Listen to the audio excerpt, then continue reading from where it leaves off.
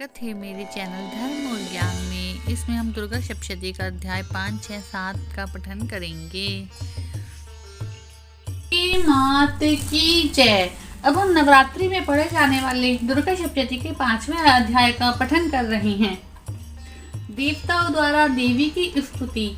चंडमुंड के मुख से अंबिका के रूप की प्रशंसा सुनकर शुंभ का उनके पास दूध भेजना और दूध का निराश लौटना। जो अपने कर कमलों में घंटा, शूल, हल, शंख, मूसल, चक्र, धनुष और बाण धारण करती हैं। शरद ऋतु की शोभा संपन्न चंद्रमा के समान जिनकी मनोहर कांति है, जो तीनों लोकों की आधारभूता और शंभ आदि दैत्यों का नाश करने वाली हैं, तथा गौरी के शरीर से जिनका प्राकट्य हुआ है, उन महासरस्वती देवी का मैं निरंतर भजन करती हूँ। ऋषि कहती हैं, पूर्व काल में शुंभ और निशुंभ नामक असुरों ने अपने बल के घमंड में आकर शचीपति इंद्र के हाथ से तीनों लोकों का राज्य एवं यज्ञ भाग छीन लिए। वे ही दोनों सूर्य, चंद्रमा, कुबेर, यम और वरुण के अधिकार का उपयोग करने लगे। वायु और अग्नि का कार्य भी वे ही करने लगे। उन दोनों ने सब देवताओं को अपमानित, राजभ्रष्ट, पराजित, अधिकारहीन करके स्वर्ग से निकाल दिया। उन दोनों महान असुरों से देवताओं ने अपराजिता देवी का स्मरण किया और सोचा, जगदम्बा ने हम लोगों को वर दिया था कि आपत्ति के समय स्मरण करने पर मैं तुम्हारी सभी आपत्तियों का तत्काल नाश कर दूंगी। यह विचार कर देवता गिरिराज हिमालय पर गए और वहां भगवती विष्णु माया की स्तुति करने लगे। देवता बोले, देवी को नमस्कार है, महादेवी शिवा को सर्वदा नमस्कार है, प्रकृति एवं भद्रा को प्रणाम है। हम लोग नियम पूर्वक जगदम्बा को नमस्कार करते हैं। रुद्रा को नमस्कार है, नित्या, गौरी और धात्री को बारंबार नमस्कार है। ज्योत स्वरूपमयी, चंद्र रूपिणी एवं सुख स्वरूपा देवी को सतत प्रणाम है। शरणागतों का कल्याण करने वाली वृद्धि और सिद्धि रूपा देवी को हम बार बार प्रणाम करते हैं। राक्षसों की लक्ष्मी, राजाओं की लक्ष्मी, शिव पत्नी, शिव स्वरूपा आग जगदम्बा को बार बार प्रणाम है। दुर्गा, दुर्गम संकट से पार उतारने वाली सर्वकारिणी ख्याति कृष्णा एवं दुर्मा देवी को सर्वदा नमस्कार है। अत्यंत सौम्य एवं अत्यंत रुद्र रूपा देवी को हम नमस्कार करते हैं, उन्हें हमारा बारंबार प्रणाम है। जगत की आधारभूत कृति देवी को बारंबार नमस्कार है। जो देवी सब प्राणियों में विष्णु माया के नाम से कही जाती है, उनको नमस्कार, उनको नमस्कार, उनको बारंबार नमस्कार है। जो देवी सब प्राणियों में चेतना कहलाती हैं, उनको नमस्कार, उनको नमस्कार, उनको बारंबार नमस्कार है। जो देवी सभी प्राणियों में रूप में स्थित है, उनको नमस्कार, उनको नमस्कार, उनको बारंबार नमस्कार है। जो देवी सभी प्राणियों में नित्य रूप में स्थित है, उनको नमस्कार, उनको नमस्कार, उनको बारंबार नमस्कार है। जो देवी सब प्राणियों में शुद्ध रूप में स्थित है, उनको नमस्कार, उनको नमस्कार, उनको बारंबार नमस्कार है। जो देवी सब प्राणियों में छाया रूप में स्थित है, उनको नमस्कार, उनको नमस्कार, उनको बारंबार नमस्कार है। जो देवी सब प्राणियों में शक्ति रूप में स्थित हैं, उनको नमस्कार, उनको नमस्कार, उनको बारंबार नमस्कार है। जो देवी सब प्राणियों में तृष्णा रूप में स्थित हैं, उनको नमस्कार, उनको नमस्कार, उनको बारंबार नमस्कार है। जो देवी सब प्राणियों में क्षमा रूप में स्थित हैं, उनको नमस्कार, उनको नमस्कार, उनको बारंबार नमस्कार है। जो देवी सभी प्राणियों में जाति रूप में स्थित हैं, उनको नमस्कार, उनको नमस्कार, उनको बारंबार नमस्कार है। जो देवी सब प्राणियों में लज्जा रूप में स्थित हैं, उनको नमस्कार, उनको नमस्कार, उनको बारंबार नमस्कार है। जो देवी सब प्राणियों में शांति रूप में स्थित हैं, उनको नमस्कार, उनको नमस्कार, उनको बारंबार नमस्कार है। जो देवी सब प्राणियों में श्रद्धा रूप में स्थित हैं, उनको नमस्कार, उनको नमस्कार, उनको बारंबार नमस्कार है। जो देवी सब प्राणियों में कांति रूप में स्थित हैं, उनको नमस्कार, उनको नमस्कार, उनको बारंबार नमस्कार है। जो देवी सब प्राणियों में लक्ष्मी रूप में स्थित हैं, उनको नमस्कार, उनको नमस्कार, उनको बारंबार नमस्कार है। जो देवी सब प्राणियों में व्रति रूप में स्थित हैं, उनको नमस्कार, उनको नमस्कार, उनको बारंबार नमस्कार है। जो देवी सब प्राणियों में स्मृति रूप में स्थित है, उनको नमस्कार, उनको नमस्कार, उनको बारंबार नमस्कार है। जो देवी सब प्राणियों में दया रूप में स्थित है, उनको नमस्कार, उनको नमस्कार, उनको बारंबार नमस्कार है। जो देवी सब प्राणियों में तुष्टि रूप से स्थित है उनको नमस्कार, उनको नमस्कार, उनको बारंबार नमस्कार है। जो देवी सब प्राणियों में माता रूप में स्थित है उनको नमस्कार, उनको नमस्कार, उनको बारंबार नमस्कार है। जो देवी सब प्राणियों में भांति रूप में स्थित है उनको नमस्कार, उनको नमस्कार, उनको बारंबार नमस्कार है। जो जीवों की इंद्रिय वर्ग की अधिष्ठात्री देवी हैं, उन सब प्राणियों में व्याप्त रहने वाली हैं, उन व्यापी देवी को बारंबार नमस्कार है। जो देवी चैतन्य रूप से संपूर्ण जगत को व्याप्त करके स्थित हैं, उनको नमस्कार, उनको नमस्कार, उनको बारंबार नमस्कार है। पूर्व काल में अपने अभिष्ट की प्राप्ति हेतु देवताओं ने जिनकी स्तुति की, देवराज इंद्र ने बहुत दिनों तक जिनका सेवन किया, वह कल्याण की साधन भूता ईश्वरी देवी हमारा कल्याण और सब प्रकार से मंगल करें, सभी आपत्तियों का नाश कर डालें। दैत्यों के सताए हुए सभी देवता जिस परमेश्वरी को इस समय नमस्कार करते हैं तथा जो भक्ति से विनम्र पुरुषों द्वारा स्मरण की जाती है, वे देवी हमारा संकट दूर करें। ऋषि कहते हैं, राजन, इस प्रकार जब देवता स्तुति कर रहे थे उस समय पार्वती देवी गंगा जी के जल में स्नान करने के लिए वहां आई। उन सुंदर मुँह वाली भगवती ने देवताओं से पूछा, आप लोग यहाँ किसकी स्तुति करते हैं? तब उन्हीं के शरीर से प्रकट हुई शिवा देवी बोली, शुभ दैत्यों से तिरस्कृत और युद्ध में निशुंभ से पराजित हो यहाँ एकत्रित हुए समस्त देवी देवता यह आपकी स्तुति कर रहे हैं। पार्वती के शरीर कोश से अंबिका का प्रादुर्भाव हुआ, इसलिए वे समस्त लोगों की कोशिकी कही जाती हैं। कोशिका के प्रकट होने के बाद पार्वती का शरीर काले रंग का हो गया और वह हिमालय पर रहने वाली कालिका देवी के नाम से विख्यात हुई। तदनंतर शुंभ निशुंभ के भ्राते चंड मुंड वहां आए। उन्होंने परम मनोहर रूप धारण करने वाली अंबिका को देखा। फिर वे शुंभ के पास जाकर बोले, महाराज, एक अत्यंत मनोहर स्त्री है जो अपनी दिव्य कांति से हिमालय को प्रकाशित कर रही है। वैसा उत्तम रूप कभी किसी ने नहीं देखा होगा। सुरेश्वर, पता लगाइए वह देवी कौन है, उसे ले लीजिए। स्त्रियों का तो वह एक रतन है, उनका प्रत्येक अंग बहुत ही सुंदर है। वह अपने श्री अंगों की प्रभा से तमाम दिशाओं में प्रकाश फैला रही हैं। दैत्यराज, अभी वे हिमालय पर ही मौजूद हैं, आप उन्हें देख सकते हैं। हे प्रभु, तीनों लोगों में मणि, हाथी और घोड़े आदि जितने भी रत्न हैं वे सब इस समय आपके घर में शोभा पाते हैं। हाथियों में रत्नभूत ऐरावत, यह पारिजात का वृक्ष और उच्चैव घोड़ा, यह सब आपने इंद्र से लिया है। हंसों से जूता हुआ यह विमान भी आपने आंगन में शोभा पाता है। यह रत्नभूत अद्भुत विमान जो पहले ब्रह्मा जी के पास था अब आपके यहाँ लाया गया है। यह महापद नामक निधि आप कुबेर से छीन लाए हैं। समुद्र ने भी आपको किलंजनी नामक माला भेंट की है जो केसरों से युक्त है, जिसके कमल कभी कुम्भलाते नहीं हैं।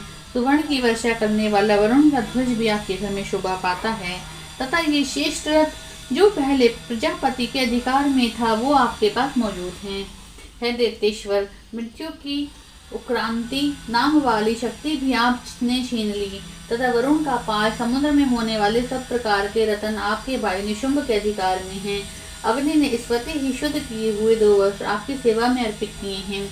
हे दैत्यराज, इस प्रकार सभी रत्न आपने एकत्र कर लिए हैं, फिर भी यह स्त्री रतन स्वरूपा कल्याणमय देवी है, इसे आप क्यों नहीं अपने अधिकार में कर लेते? ऋषि कहते हैं, चंडमुंड का यह वचन सुनकर शुंभ ने महादैत्य सुग्रीव को अपना दूत बनाकर देवी के पास भेजा और कहा, तुम मेरी आज्ञा से उसके सामने ये बात कहना, ऐसा उपाय करना जिससे प्रसन्न होकर वह शीघ्र ही यहाँ आ जाएगी। पर्वत के अत्यंत रमणीय प्रदेश में कहीं जहाँ देवी मौजूद थी, मधुर वाणी में कोमल वचन में देवी से बोला, हे देवी, दैत्यराज शुंभ इस समय तीनों लोकों के परमेश्वर हैं। मैं उन्हीं का भेजा हुआ दूत हूँ और यहाँ तुम्हारे पास आया हूँ। तुम्हारी आज्ञा सदा सब देवताओं पर एक स्वर से मानते हैं, कोई उसका उल्लंघन नहीं कर सकता। वे संपूर्ण देवताओं को परास्त कर चुकी हैं। उन्होंने तुम्हारे लिए संदेश भेजा है, उसे सुनो। संपूर्ण त्रिलोकी के आधार में हैं। देवता भी मेरी आज्ञा के अधीन चलते हैं। संपूर्ण यजों में भाग को मैं ही पृथक पृथक भोगता हूँ। तीनों लोकों में जितने भी श्रेष्ठ रत्न हैं वे सब मेरे अधिकार में हैं। देवराज इंद्र का वाहन ऐरावत जो सब हाथियों में के रत्नों के समान है मैंने छीन लिया है। क्षीर सागर का मंथन करने से जो उच्च कोटि के रत्न थे, उससे घोड़ा था जो देवता मेरे पैरों पर पड़कर समर्पित कर रहे थे वो मेरे पास है।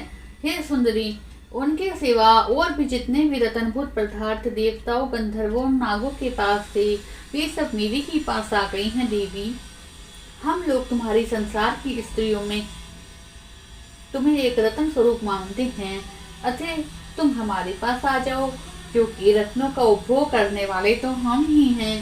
चंचल कटाक्षों वाली सुंदरी, तुम मेरी या मेरे भाई महापराक्रमी निशुंभ की सेवा में आ जाओ, क्योंकि तुम रतन स्वरूपा हो। मेरा वरण करने से तुम्हें तुलना रहित महान ऐश्वर्य की प्राप्ति होगी। अपनी बुद्धि से यह विचार कर तुम मेरी पत्नी बन जाओ। कहते हैं, दूत के ऐसा कहने पर कल्याणमयी भगवती दुर्गा देवी जो इस समस्त संसार को धारण करती हैं, मन ही मन गंभीर भाव से मुस्कुराई और इस प्रकार बोली। देवी ने कहा, दूत, तुमने सत्य ही कहा है, इसमें तनिक भी मिथ्या नहीं है। शुंभ तीनों लोकों का स्वामी है और निशुंभ भी उसी के समान पराक्रमी है, किंतु इस विषय में मैंने तो जो प्रतिज्ञा कर ली है उसे मिथ्या कैसे करूं? मैंने अपनी अल्प बुद्धि के कारण पहले जो प्रतिज्ञा रख ली है उसे सुनो। जो मुझे संग्राम में जीत लेगा, जो मेरे अभिमान को चूर्ण कर देगा, जो संसार में मेरे समान बलवान होगा, वही मेरा स्वामी होगा। इसलिए शुंभ अथवा महादैत्य निशुंभ स्वयं ही यहाँ पधारे और मुझे जीतकर मेरा पाणी ग्रहण कर ले। इसमें विलंब की क्या आवश्यकता है? दूत बोला, देवी, तुम घमंड में भरी हो, मेरे सामने ऐसी बातें ना करो। तीनों लोकों में ऐसा कौन सा पुरुष है जो निशुंभ और शुंभ को हरा सके या उनके सामने खड़ा हो सके? देवी, अन्य दैत्यों के सामने भी सारे देवता युद्ध में नहीं ठहर सकते, फिर तुम अकेली स्त्री होकर कैसे ठहर सकती हो? जिन शुंभ आदि दैत्यों के सामने इंद्र आदि समस्त देवता युद्ध में खड़े नहीं हुए, उनके सामने तुम स्त्री होकर कैसे जाओगी? इसलिए तुम मेरे ही कहने पर शुंभ निशुंभ के पास चलो। ऐसा करने से तुम्हारे गौरव की रक्षा होगी, अन्यथा जब वे केश पकड़कर घसीटेंगे, जब तुम्हें अपनी प्रतिष्ठा खोकर जाना पड़ेगा। देवी ने कहा, तुम्हारा कहना ठीक है। शुंभ बलवान और निशुंभ बड़े ही पराक्रमी हैं, किंतु क्या करूं? मैंने पहले बिना सोचे समझे प्रतिज्ञा कर ली, अतः अब तुम जाओ। जो कुछ मैंने तुमसे कहा है वह अपने दैत्यराज से आदरपूर्वक कहना, फिर जो उचित जान पड़े वे करें। इस प्रकार दुर्गा सप्तशती का 5वां अध्याय संपूर्ण हुआ। अब हम 6ठे अध्याय का पठन करते हैं। 6ठा अध्याय है द्रुमलोचन वध। ध्यान। मैं सर्वेश्वर भैरव के अंग में निवास करने वाली परमोत्कृष्ट पद्मावती देवी का चिंतन करती हूँ। वे नागराज के आसन पर बैठी हैं। नागों के फणों से सुशोभित होने वाली मणियों की विशाल माला से उनकी देह उच्छादित हो रही है। सूर्य के समान उनका तेज है। तीनों नेत्र उनकी शोभा पा रहे हैं। वे हाथों में माला, कुंभ का पार और कमल धारण किए हुए हैं। उनके मस्तक पे अर्धचंद्र का मुकुट शोभित है। ऋषि कहते हैं, देवी का कथन सुनकर दूत को बड़ा ही अमर्ष हुआ और उसने दैत्यराज के पास जाकर सारा समाचार विस्तार पूर्वक कह सुनाया। दूत के उस वचन को सुनकर दैत्यराज कुपित हो उठा और दैत्य सेनापति ध्रुमलोचन से बोला, ध्रुमलोचन, तुम शीघ्र ही अपनी सेना लेकर जाओ और उस दृष्टा के केश पकड़कर घसीटते हुए उसे बलपूर्वक यहाँ ले आओ। उसकी रक्षा करने के लिए यदि कोई दूसरा खड़ा हो तो वह देवता, यक्ष, गंधर्व ही क्यों ना हो, उसे अवश्य ही मार डालना। ऋषि कहते हैं, शुंभ के इस प्रकार आज्ञा देने पर वह ध्रुमलोचन दैत्य 60,000 असुरों की सेना के साथ वहां से तुरंत चल पड़ा। वहां पहुंचकर उसने हिमालय पर रहने वाली देवी को देखा, ललकार कर कहा, अरे तो शुंभ निशुंभ के पास चल।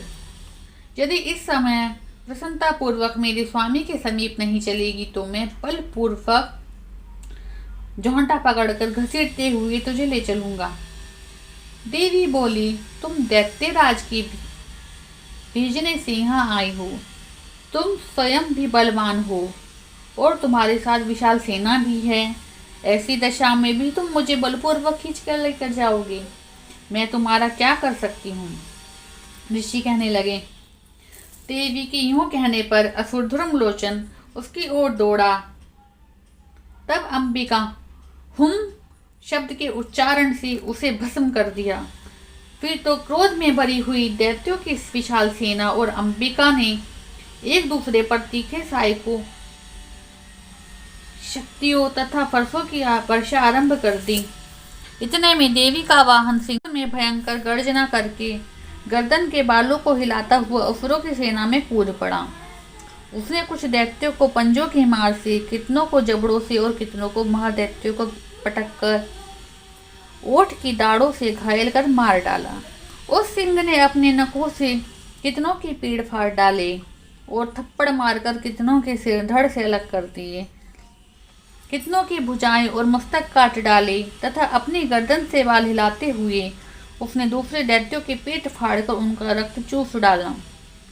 अत्यंत क्रोध में भरी हुई देवी के वाहन उस महाबली सिंह क्षण भर में असुरों की सारी सेना का संहार कर डाला।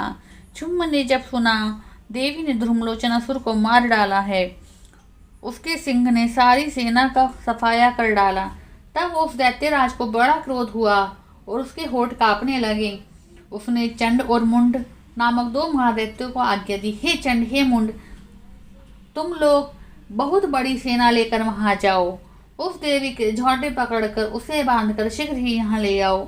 यदि इस प्रकार उसको लाने में संदेह हो तो युद्ध में सब प्रकार के अस्त्र शस्त्र और समस्त आसुरी सेना का प्रयोग करके उसकी हत्या कर डालना। उस दुष्टा की हत्या होने तथा सिंह के भी मारे जाने पर उस अंबिका को बांधकर साथ ही यहाँ शीघ्र लेकर लौटना। दुर्गा सप्तशती का 6वां अध्याय संपूर्ण। अब हम दुर्गा सप्तशती का 7वें अध्याय का पठन करते हैं। चंड मुंड का वध। सर्वप्रथम ध्यान करेंगे। मैं महातंगी देवी का ध्यान करती हूँ। वे रत्न में सिंहासन पर बैठ के पढ़ते हुए तोते का मधुर शब्द सुन रही हैं। उनके शरीर का वर्ण श्याम है। वे अपना एक पैर कमल पर रखे हुए हैं और मस्तक पर अर्धचंद्र धारण करती हैं। कलहार पुष्पों की माला धारण किए हुए वीणा बजाती हैं। उनके अंग में कसी हुई चोली शोभा पा रही है। वे लाल रंग की साड़ी पहने, हाथ में शंख में पात्र लिए, उनके बदन पर मधु का हल्का हल्का प्रभाव जान पड़ता है और ललाट में बेंदी शोभा पा रही है। ऋषि कहते हैं, तदंतर शुंभ की आज्ञा पाकर वे चंडमुंड आदि दैत्य चतुरंगिनी सेना के साथ अस्त्र शस्त्रों से सुसज्जित हो चल दिए। फिर गिरिराज हिमालय के सुवर्णमय ऊंचे शिखर पर पहुंचकर इन्होंने सिंह पर चढ़ी देवी को देखा। वे मंद मंद मुस्कुरा रही थी। उन्हें देखकर दैत्य लोग तत्परता से पकड़ने का उद्घोष कर रहे थे। किसी ने धनुष तान लिया, किसी ने तलवार संभाली और कुछ लोग देवी के पास आकर खड़े हो गए। तब अंबिका ने उन शत्रुओं के प्रति बड़ा क्रोध किया। उस समय क्रोध के कारण उनका मुख काला पड़ गया, ललाट में बोहें टेढ़ी हो गई। वहां से तुरंत विकराल रूप वाली काली प्रकट हुई, जो तलवार और पाश लिए हुए थी। वे विचित्र खड़गवार धारण किए हुए थी और चीते के चर्म की साड़ी पहनकर नरमुंडों की माला से विभूषित थी। उनके शरीर का मांस सूख गया था, केवल हड्डियों का ढांचा था, जिससे वे अत्यंत भयंकर जान पड़ती थी। उनका मुख बहुत विशाल था, जीभ लपलपाने के कारण बड़ी डरावनी प्रतीत होती थी। उनकी आंखें भीतर को धसी हुई थी, कुछ लाल थी। वे भयंकर गर्जना से संपूर्ण दिशाओं को गुंजायमान कर रही थी। बड़े बड़े दैत्यों का वध करती हुई वे कालिका देवी बड़े वेग से दैत्यों की सेना पर टूट पड़ी, उन सबका भक्षण करने लगी। अंकुशधारी महावतों, योद्धाओं और घंटा सहित कितने ही हाथियों को एक ही हाथ से पकड़कर मुंह में डाल लेती थी। इसी प्रकार घोड़े, रथ और सारथी के साथ रथी सैनिक को मुंह में डालकर वह बड़े भयानक रूप में चबा डालती थी। किसी को बाल पकड़ लेती थी, किसी का गला दबा देती थी, किसी को पैरों से कुचलकर, किसी की छाती को धक्कों से गिराकर मार डालती थी।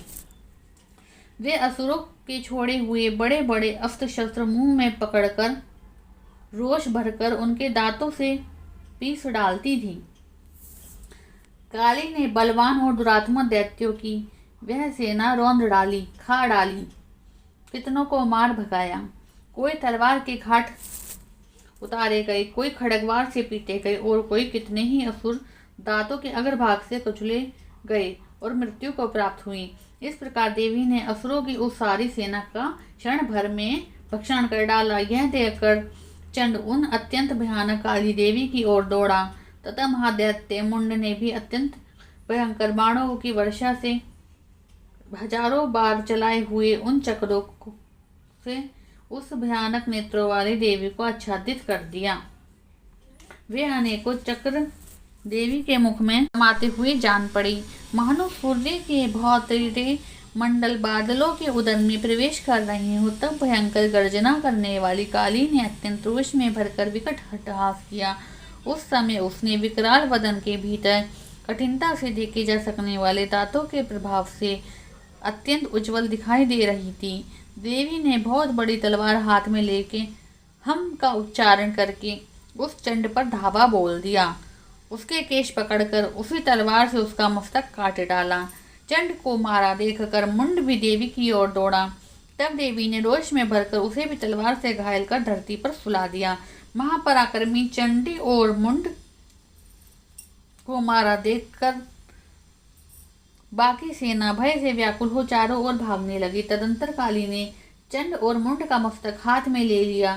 चंडिका के पास जाकर प्रचंड अट्टहास करते हुए कहा, हे देवी, मैं चंड मुंड नामक इन दो महापशुओं को तुम्हारी भेंट चढ़ाने आई हूँ। अब युद्ध यज्ञ में तुम निशुंभ शुंभ का स्वयं ही वध करना। ऋषि कहती हैं, वहां लाए हुए उस चंडमुंड नामक महादैत्य को देखकर कल्याणमयी चंडी ने कालिका से मधुर वाणी में कहा, हे देवी, तुम चंडमुंड को लेकर मेरे पास आई हो, इसीलिए तुम सारे संसार में चामुंडा के नाम से ख्याति पाओगी। इस प्रकार चंडमुंड नामक 7वां अध्याय संपूर्ण हुआ। बोलो कालिका देवी की जय, बोलो चामुंडा देवी की जय। इस अध्याय का नियमित पाठ करने से हमें शत्रुओं पर विजय प्राप्त होती है।